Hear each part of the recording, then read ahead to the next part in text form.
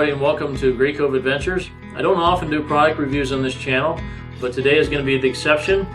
I have a product here from a company called ThruNite. It's the T10 LED flashlight.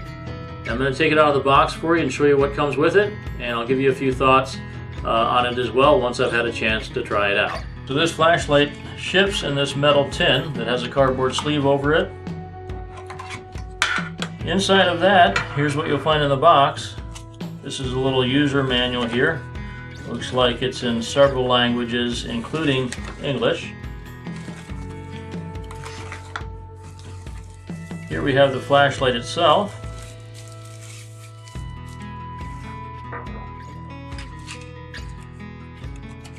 Just a little note, it basically is saying thank you for the order, and I hope you have a good experience with our products, and if you do, please put a review on their Amazon store. Here is a diffuser, which I'll explain the use of later on. We also have here a clip.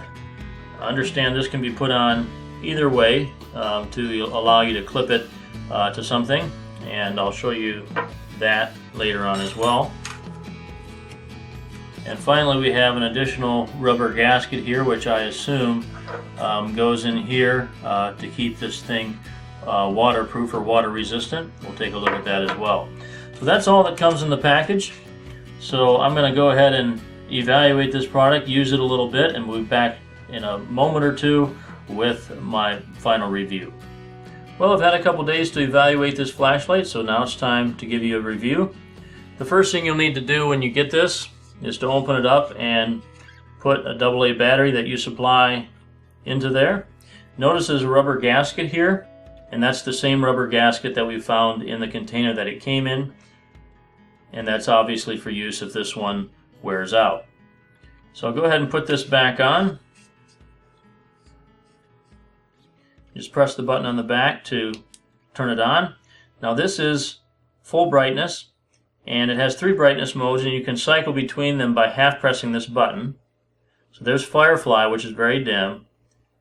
There's low, and finally there's high. The manual here gives a description of the 3 brightness modes. The first is Firefly, which is very, very dim, less than 1 lumen, and it allows you to use the light for 240 hours, so it uses very little battery. That might be useful for just reading at a campsite, or maybe finding your way around a campsite at night, and it probably would be dim enough that it wouldn't attract many insects.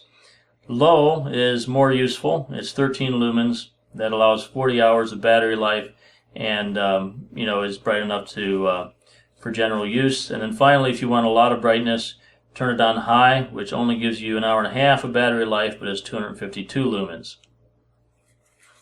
Now, speaking of brightness, just for comparison, this light here is just kind of a run-of-the-mill cheap light.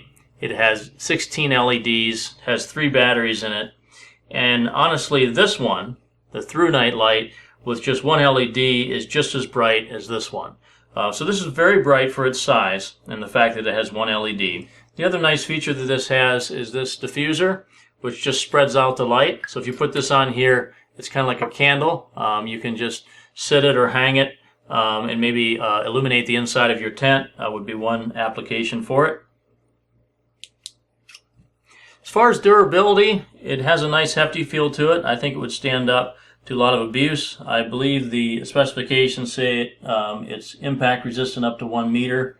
It also is waterproof to some IPX-8 standard, which it says in parentheses 2 meters, which I assume is the distance underwater. So I can't really test that here, but I can put it in here and fully submerge it, and then we'll take it out and see if we still have light, and we do. The other nice feature of this light is this reversible clip here that can be put on either way. In the orientation I have it on there now, it works well to be used for a headlamp. You can just slide it onto the bill of your cap and it stays put there pretty well. So all in all, I'd have to say that I'm pretty impressed with this. It's nice and light and small, and so it probably would work well for backpacking or hiking, that sort of thing. If there's one drawback that I found, it's that when you have it in the brightest mode, it does get kind of warm. I notice in the instructions it recommends you don't run it in its highest mode for more than 10 minutes. So that's a little bit of a pain to keep track of that. I'm not sure how big a deal it is if you let it run for longer than that. It does get kind of warm, and that's probably the reason for that limitation. But all things considered, I think it's a nice little flashlight, and hopefully you found this review useful if you're looking into purchasing it. If you have any questions, put those in the comments below. As always, thanks for watching, and I'll see you next time.